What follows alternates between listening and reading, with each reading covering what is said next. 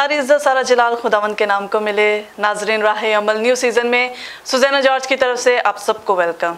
मेरा ईमान है कि आप सब ठीक हैं और मैं शुक्रगुजार हूँ कि आप सब इस प्रोग्राम को बहुत पसंद कर रहे हैं। बहुत अच्छा हमें फीडबैक मिल रहा है।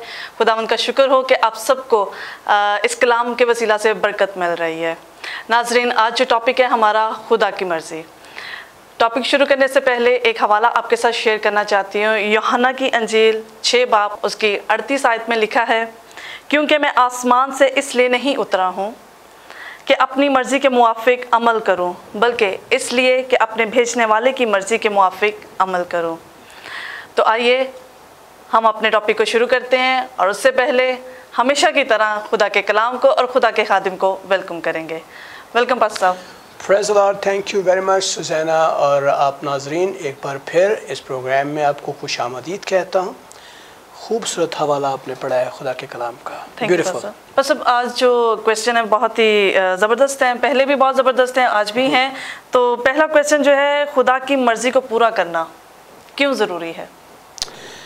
प्रेज़ द लॉर्ड, आज हमारा टॉपिक भी यही है सुज़ैना कि खुदा की मर्ज़ी को हम क्यों पूरा करें, क्योंकि बहुत सारे लोग ये सोचते हैं कि भाई खुदा की मर्ज़ी को पूरा करना क्यों ज़रूरी है, क्योंकि उन्हें खुदा की मर्ज़ी अच्छी नहीं लगती। कई दफ़ा हमें खुदा की मर्ज़ी हमारे मतलब की नहीं लगती, तो फिर हम सोचते हैं कि यार हम क्या बाईपास नहीं कर सकते खुदा की मर्ज़ी को, या खुदा की मर्ज़ी अगर फ़लाँ जगह पे जाने के साथ है, या फिर हम शायद खुदा हमें कुछ चीज़ छोड़ने को कह रहा है, शायद खुदा हमें कोई चीज़ अडॉप्ट करने को कह रहा है, या कहीं जाने को कह रहा है जहाँ पे हम जाना नहीं चाहते हैं।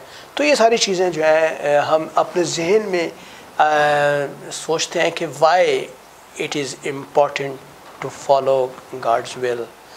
तो आज ये बड़ा खूबसूरत टॉपिक हम लेकर आए हैं आपके दरमियान में, और सुज़ैना ने बड़ी खूबसूरत हवाले को बयान किया। खुदा के कलाम के मुताबिक जो है हम देखते हैं कि खुदा की मर्ज़ी जो है वो तो हम बाद में डिस्कस करेंगे। हम देखते हैं कि मर्ज़ी क्या है, व्हाट इज़ द विल, और कितनी किस्मों की है। हम देखते हैं कि नंबर 1 हमारी अपनी यानी सेल्फ विल है, और हम अपनी मर्ज़ी को पूरा करना चाहते हैं। हम शुरू ही से, बचपन ही से अपनी मर्ज़ी के बड़े ही दावेदार होते हैं, और हम अपनी मर्ज़ी को पूरा करने के लिए हर मुमकिन कोशिश करते हैं, चाहे वो गलत भी क्यों ना हो, लेकिन हम लोगों के ऊपर अपनी मर्ज़ी को इम्पोज़ करते हैं, थोपते हैं, ताकि वो लोग भी आपको फॉलो करें और आपकी मर्ज़ी को फॉलो करें। तो हम शुरू ही से, बचपन ही से जो है अपनी मर्ज़ी के ग़ुलाम बनते हैं। लेकिन खुदा का कलाम यिर्मयाह की किताब के अंदर हम देखें 10वां बाब और उसकी 23वीं आयत में, तो वहाँ लिखा है कि आए खुदावंद, मैं जानता हूँ कि इंसान की राह उसके इख्तियार में नहीं। इंसान अपनी रविश में अपने कदमों की रहनुमाई नहीं कर सकता। तो मैं ये सोचता हूँ कि अगर हम अपनी मर्ज़ी के मुताबिक चलते हैं इस दुनिया के अंदर और रूहानी सफ़र के अंदर, तो ये टोटली हमें जो है खुदा के जलाल की तरफ नहीं लेके जाती, बल्कि हम बड़ी ही दफ़ा खुदा की मर्ज़ी और अपनी मर्ज़ी के दरमियान जो है वो एक जंग को देखते हैं, और हम खुदा के इरादे को पूरा नहीं कर पाते। और इंसान की जिस्मानी फितरत का काम खुद की ख्वाहिश पर होता है। अगर हम खुदा के कलाम में देखें 2 पतरस 2 बाब इसकी 10वीं आयत में लिखा है, खुसूसन उनको जो नापाक ख्वाहिशों के जिस्म की पैरवी करते हैं और हुकूमत को नाचीज़ जानते हैं, वो गुस्ताख और खुद राई हैं और इज़्ज़तदारों पर लान तान करने से नहीं डरते। तो हमें नापाक ख्वाहिशों के मुताबिक ज़िंदगी नहीं गुजारनी। नंबर 2 हम देखते हैं अबलीस यानी शैतान की मर्ज़ी है। अबलीस भी अपनी मर्ज़ी जो है हम पर इम्पोज़ करता है, थोपता है और हमें पुश करता है। अबलीस की ये ख्वाहिश है कि आपकी सारी ज़िंदगी से वो सब कुछ जो अच्छा है वो लेकर चुरा ले, और खुदा नहीं चाहता कि हमारे अंदर से वो चीज़ें जो हैं वो चुराई जाएं, क्योंकि अबलीस जो है वो चोर है। और खुदा के कलाम में यूहन्ना 10 बाब उसकी 10वीं आयत में लिखा है, चोर नहीं आता मगर चुराने, मार डालने और हलाक करने को। तो चोरी जो है वो करना इब्लीस का काम है, और वो ये चाहता है कि वो अच्छी चीज़ों को लेकर आपको अपनी खसलत, अपनी फितरत, अपनी नेचर, अपनी तमाम तर लानतें जो खुदा की तरफ से उसके ऊपर थी, वो सब की सब वो आपके अंदर डाल दे। और उसके अंदर बदी है, नफ़रत है, गुस्सा है, ज़नाकारी है, झूठ है, फरेब है, हर तरह की कत्लो गारत है, नारास्ती की तमाम तर नापाक लानतें जो हैं वो आपके अंदर डाल देता है और आपके अंदर से अच्छाई निकाल देता है। और ये इब्लीस की मर्ज़ी एक ही है कि वो जो है वो आपके अंदर से अच्छी चीज़ें लेकर आपको असीरी की तरफ जाए, ग़ुलामी की तरफ लेकर जाए, बदी की तरफ लेकर जाए। नंबर 3 जो है वो है खुदा की मर्ज़ी। खुदा की मर्ज़ी जो है वो क्या है? खुदा की मर्ज़ी जो है वो एक ही है कि वो हमें अपने जलाल के लिए, अपने इरफान में बढ़ाना चाहता है। और एक बड़ी ज़रूरी चीज़ यह है कि बाइबल मुक़द्दस जो है हमें ख़बरदार करती है कि हम अपनी मर्ज़ी के ग़ुलाम ना बने, क्योंकि अगर हम रूहानी हैं, खुदा यीशु मसीह को कबूल करते हैं, अगर हम मसीही हैं और यीशु के फॉलोवर हैं, तो फिर हमें अपनी मर्ज़ी को पीछे रखना है और अपने सेल्फ़ को पीछे रखना है, खुदा की मर्ज़ी को अपने आगे रखना है, ताकि हम वही काम करें जो खुदा की मर्ज़ी और उसकी आवाज़ के मुताबिक है। Hallelujah, hallelujah. तो जी नाज़रीन, देखा आपने कि हम हमेशा अपनी ही मर्ज़ी के जो है वो ग़ुलाम रहते हैं। हमें किसी की मर्ज़ी से कोई लेना देना नहीं है। जिस्मानी तौर पर जो है हम सिर्फ अपनी मर्ज़ी के मुताबिक अपनी ज़िंदगी को बसर करना चाहते हैं। शैतान भी इसी का फ़ायदा उठाता है। शैतान की मर्ज़ी भी है, वो अपनी मर्ज़ी को हम पर लाद देता है। पर खुदा की मर्ज़ी क्या है, उसके बारे में हमें खुदा के खादिम ने बहुत अच्छे तरीके से समझाया है कि खुदा की मर्ज़ी है कि हम खुदा के नाम को जलाल दें। हम उसके लिए बनाए गए हैं। हम दुनिया की मर्ज़ी पर नहीं, खुदा की मर्ज़ी पर बनाए गए हैं। तो हमें हमेशा खुदा के नाम को जलाल देना है, उसकी हम्द करनी है, उसके नाम की सिताइश करनी है। तो पसब मेरा एक और ये क्वेश्चन है, खुदा की मर्ज़ी से क्या मुराद है? और इसकी कोई, जैसे आपने पहले किस्में बताई हैं, क्या इसकी भी कोई किस्में हैं खुदा की मर्ज़ी की? बड़ा खूबसूरत सवाल सुज़ैना आपने किया है। खुदा की मर्ज़ी से क्या मुराद है, व्हाट डज़ इट मीन, इसका मतलब क्या है, इससे मुराद क्या है, और फिर इसकी इक़साम क्या है। देखिए, नया अहदनामा असल में यूनानी ज़ुबान में लिखा गया, और यूनानी ही ज़ुबान में मर्ज़ी के लिए 2 बड़ी इस्तिलाहात इस्तेमाल हुई। नंबर 1 जो मर्ज़ी के लिए इस्तेमाल हुई है वो है बोलीमा। तो ये बोलीमा जो है, ये इसका मतलब है कि खुदा की सॉवरन विल, यानी खुद मुख्तारी की मर्ज़ी, यानी खुदा खुद मुख्तार है, सॉवरन गॉड है, और दुनिया में जो कुछ भी वाक़या हुआ है उस हर चीज़ को बनाने वाला खुदा, और उसका अंजाम पहले से ही खुदा ने कर दिया है। खुदा की अंडरस्टूड मर्ज़ी के अंदर शामिल है, और खुदा के कलाम में ये सारी चीज़ें मौजूद है, और खुदा का कलाम हर चीज़ को बयान करता है कि खुदा की सॉवरन विल जो है वो क्या है। एक तो ये है। नंबर 2 वो है थलीमा। थलीमा जो है, इसका मतलब यह है कि खुदा ये चाहता है कि इंसान जो है उसकी मर्ज़ी के मुताबिक ज़िंदगी गुजारे। तो ये जो मर्ज़ी है, इसके अंदर इंसान की कोऑपरेशन जो है वो ज़रूरी है, ताकि इंसान जो है वो खुदा के साथ मिलकर खुदा की कामल पसंदीदा और जो है खुदा की जो मर्ज़ी है उसको पूरा कर सके। तो ये ज़रूरी है कि हम खुदा की मर्ज़ी को पूरा करें। तो ये जो किस्म है, इसके अंदर हम देखते हैं कि खुदा जो है वो इंसान का ताउन चाहता है, कोऑपरेशन चाहता है, ताकि वो खुदा की मर्ज़ी को फॉलो कर सके, और इंसान जो है उसको पता चले कि उसका आइंदा का सफ़र कैसा होगा। और नंबर 3 जो है वो है खुदा की अखलाकी या मॉरल जो है विल। मॉरल विल जो है उसके अहकामात हैं, और हम देखते हैं कि खुदा की इनफरादी और मुतलक, यानी खुदा की जो थलीमा जो है मर्ज़ी है वो उसके साथ मुमासलत रखती है, और जो कुछ भी खुदा की ख्वाहिश है खुदा के कमांड्स के अंदर हमें मिलती है, खुदा के हुक्मों के अंदर हमें मिलती है, और खुदा का हुक्म यह है कि हम उसकी मर्ज़ी को फॉलो करें। तो ये हम देखते हैं कि ये उनकी इक़साम है। यानी खुदा की मुतलक मर्ज़ी, यानी वो जो सॉवरन विल है, जो पहले से ही अंडरस्टूड है, उसके अंदर तब्दीली नहीं लाई जा सकती, क्योंकि खुदा का कलाम एक जगह बयान करता है कि गुनाह की मजदूरी मौत है। तो ये एक अंडरस्टूड सी बात है, जो जान गुनाह करेगी वो मरेगी, उसमें कोई भी तब्दीली नहीं वाक़या हो सकती। आसमान और ज़मीन की अदालत ऑलरेडी हो चुकी है, अबलीस की अदालत ऑलरेडी हो चुकी है। ये खुदा की सॉवरन विल है, उसके अंदर तब्दीली नहीं हो सकती। और खुदा जो है चाहता है कि इंसान उसकी मर्ज़ी को फॉलो करे, ये है तलीमा, ठीक है। और फिर हम देखते हैं कि मॉरल विल जो है वो खुदा के अहकामात हैं, और खुदा ये चाहता है कि उसके अहकामात जो है इंसानों के ऊपर वो ज़ाहिर करे और फिर वो उसकी मर्ज़ी को फॉलो करे। Hallelujah, hallelujah.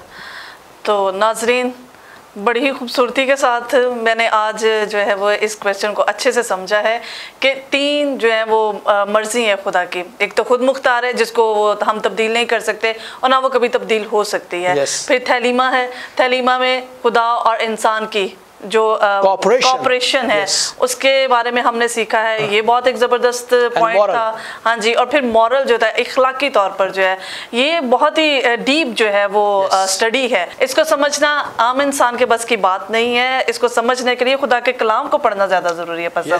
तो नाज़रीन, मैं हमेशा कहती हूँ खुदा के कलाम को ज़रूर पढ़ा करें, ताकि इन गहरी बातों को आप समझ सकें।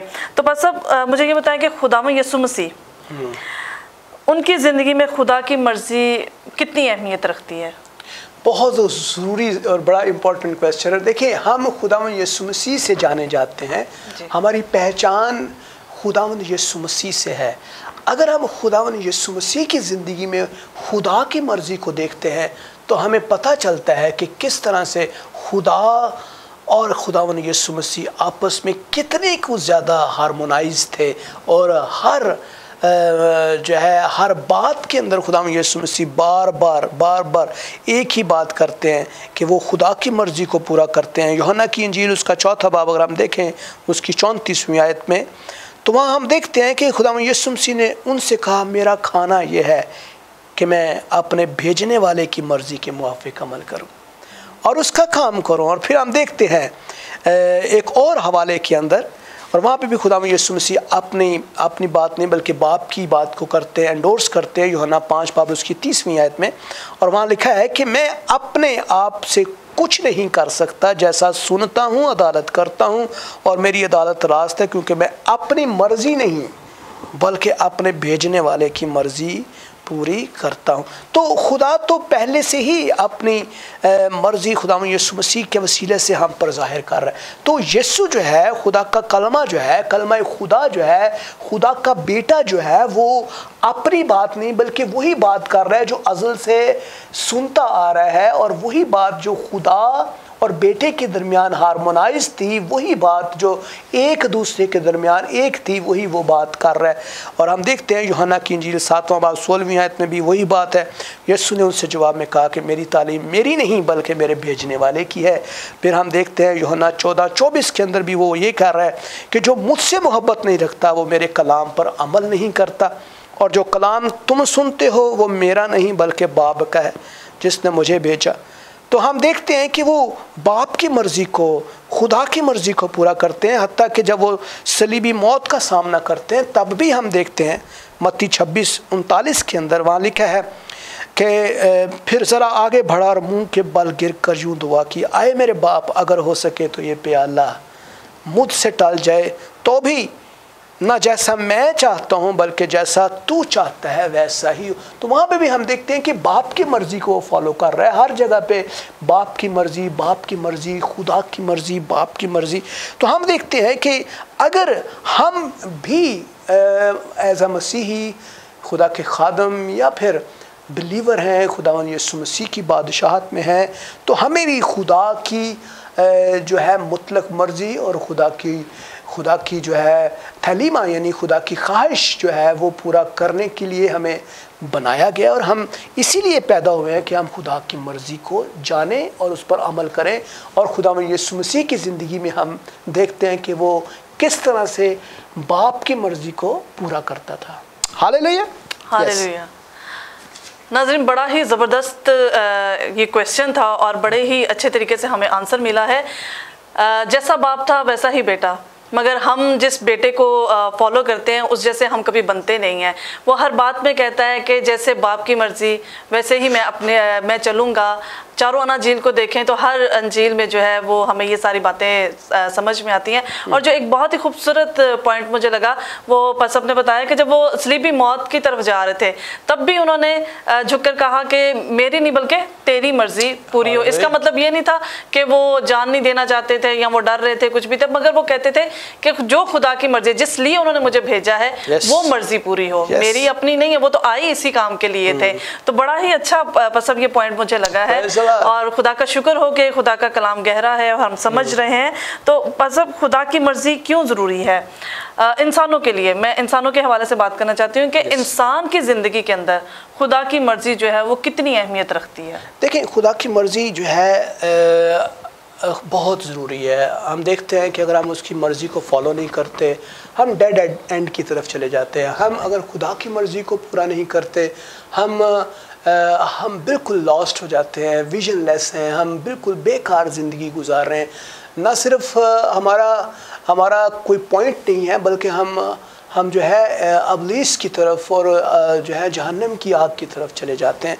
खुदा की मर्ज़ी को जानने के लिए ज़रूरी जो है इम्पॉर्टेंट चीज़ें है कि सबसे ज़रूरी ये चीज़ है कि ये आपको अबदी ज़िंदगी की यकीन दहानी कराती है। अगर आप अबदी ज़िंदगी के वारिस होना चाहते हैं, एटर्नल लाइफ पाना चाहते हैं, अगर आप इस जहान फ़ानी से जब आप कूच कर जाते हैं तो फिर अपनी जो है ज़िंदगी को पहले से ही डिटरमाइन करें कि आपकी एटर्नल लाइफ जो है वो क्या है। तो ज़रूरी है कि आप खुदा की मर्ज़ी के मुताबिक अपनी ज़िंदगी गुजारते हों। खुदा के कलाम में अगर हम देखें मत्ती की 7वां और 14वीं आयत में, क्योंकि वो दरवाज़ा तंग है और वो रास्ता सुकड़ा है जो ज़िंदगी को पहुंचाता है और उसको पाने वाले थोड़े हैं। तो मैं सोचता हूं कि अगर आप खुदा की मर्ज़ी को फॉलो करते हैं, जो कि कठिन तो है, मुश्किल भी होती है, कई दफ़ा हमें अच्छी भी नहीं लगती, कई दफ़ा हमें बुरी लगती है, हमारा जो है वो लाइफस्टाइल ऐसा नहीं होता, तो भी